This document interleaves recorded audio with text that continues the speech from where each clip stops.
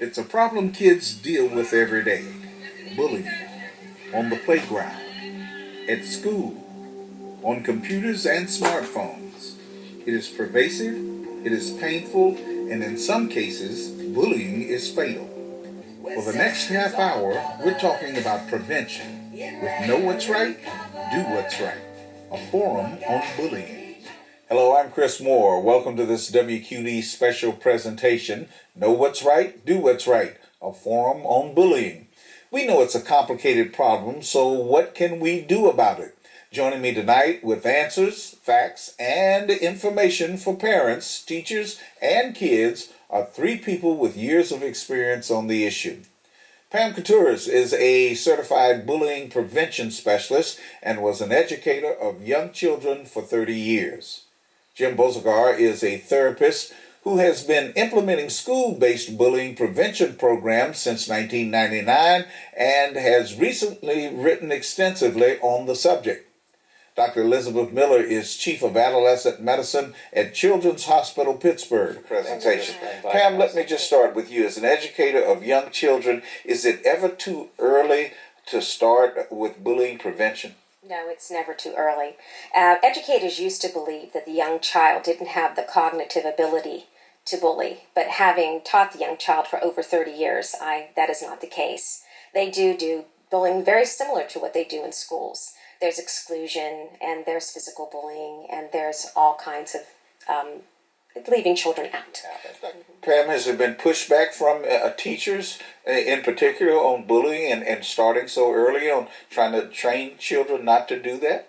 Well, I do think that teachers don't feel they have the time to do it. They feel that if we have all this type of time, we're going to be taking away from our academics. And what they don't realize that it's just as important for social and emotional learning than it is for academics. If a child is social and emotionally well adjusted, then they'll be able to relate to their peers and their interpersonal relationships will be positive.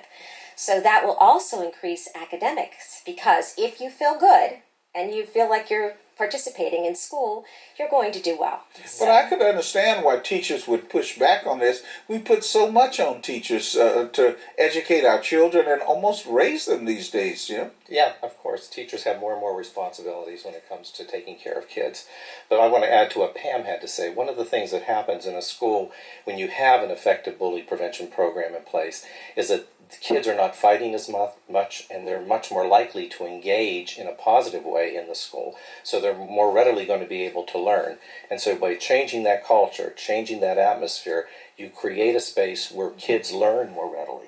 And that really contributes to better academics all the way around, and the research does show that, doesn't it? Absolutely. And it saves the teacher time, actually, yeah, in the she's end. not intervening all the time. She's not intervening all the time. They are problem solving among themselves, which is what our children are lacking today, is the ability to problem solve. Well-meaning adults, teachers included, are solving their problems. If kids were given the opportunity and the tools to do so themselves, it would de-escalate this behavior, and the academics would happen, and the teachers would take it. It's a process to teach a child how Absolutely. to do that. That's the message I got when I was a kid. If I was being bullied, hit them back, and that would stop them. So what message do we give a child who is being bullied to stop the bullying? Well, first of all, they have to do something about it. And one of the things we do is we never want children to be in a place of jeopardy. So we tell them, come to an adult and tell an adult. So you're a tattletale then, and you get bullied more, don't you? Well, one of the things we work on in that culture is the idea that when something like this happens, you do need adult intervention. One of the things you have to understand about bullying is it's a power differential. So kids with more power use their power against other kids. And so what we're talking about is helping kids to negotiate that, so that they can work together to solve problems rather than using power to hurt each other. I'd like to get back to your point about when you were a child, it was, okay, you go back and you fight back. So what you have to realize that what motivates a person to exhibit bullying behavior is the power. So if you are going to overpower them, then how are they going to respond? Someone is going to want to overpower you, overpower you, overpower you. So just power is just going well. It's an escalation. It's an escalation instead of removing the power by saying this is unacceptable behavior. Having bystanders participate. You see, a bully usually has, well, I don't like to call them bully, but a person exhibiting bullying behavior usually has a posse, travels with a couple of people that initiate and participate. Are they And natural support it, born too. leaders? And then? support it. And then, well, let's go around this whole little circle. Then there's the active supporters, and these are the people that will not initiate it, but will come and laugh and point and participate maybe in some banter. And then you'll have the passive supporters who won't really actively do it, but they will text it, tweet it, talk about it at lunch in admiration. Then you have someone that's a disengaged onlooker, which they don't really have an opinion either way. Then you have a possible defender who's afraid that, oh, if I do anything, then I'm going to be the person that's going to get bullied and retaliated against. And then you have a defender. And when we tell people to defend, it's to protect the victim and to walk them away from the situation, support them, never bully back, and help them report it to trusted adults. So they don't fight back like my dad told me. Well, Right.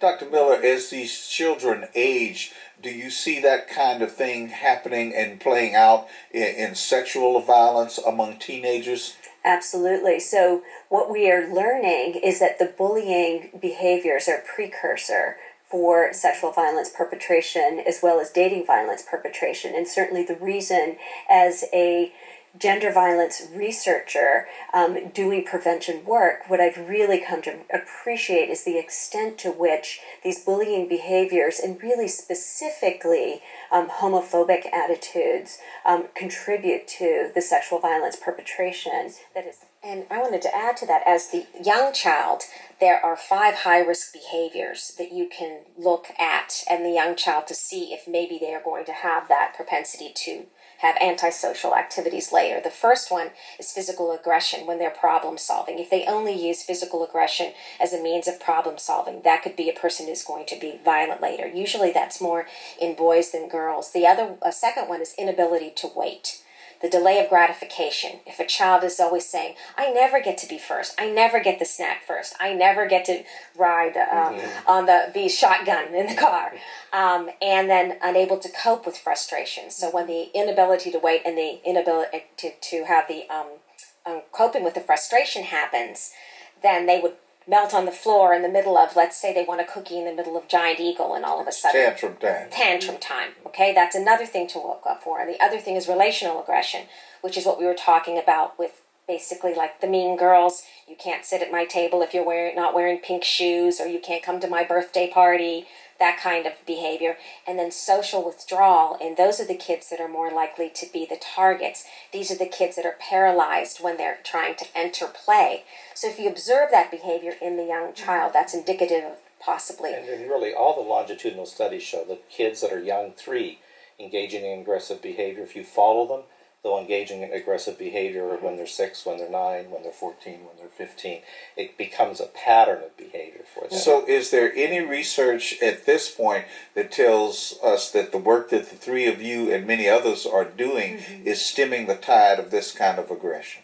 Oh, yeah, absolutely. What we're working with right now is a program that teaches children how to problem solve by teaching them how to have alternative solution thinking, consequential thinking, and means end thinking. And that's specifically for young children. And that's kindergarten and specifically preschool. for young children. Is it that in this day of high pressure parenting, where parents have 2 jobs and these kinds of things, they just have never learned the skills or don't have the time to apply them because they're so busy running from place to place, from kindergarten I and don't baseball know that and all of them that? not learning. I do think more it's the default of not having the time or having a very hurried schedule.